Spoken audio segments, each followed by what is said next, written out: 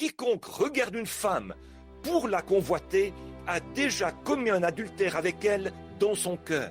C'est ça. Voilà qui devrait apprendre aux femmes à s'habiller correctement, à faire ce qui est bien. Si vous ne vous habillez pas correctement et que vous incitez les hommes à vous regarder de la mauvaise manière, vous êtes coupable d'avoir commis un adultère. Comme si vous aviez accompli l'acte. Jésus l'a dit.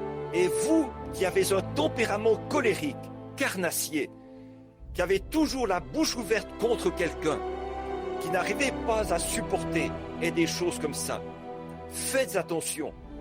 Vous êtes coupable si vous dites un mot contre votre frère qui ne soit pas bien, pas juste.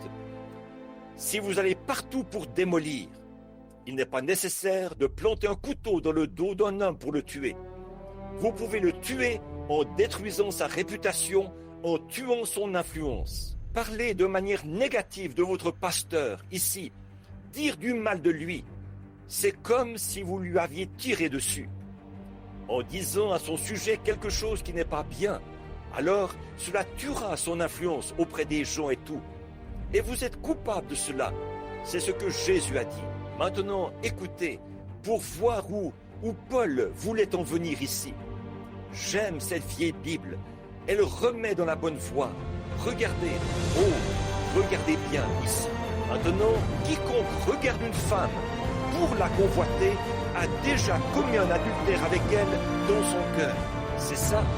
Voilà qui devrait apprendre aux femmes à s'habiller correctement, à faire ce qui est bien.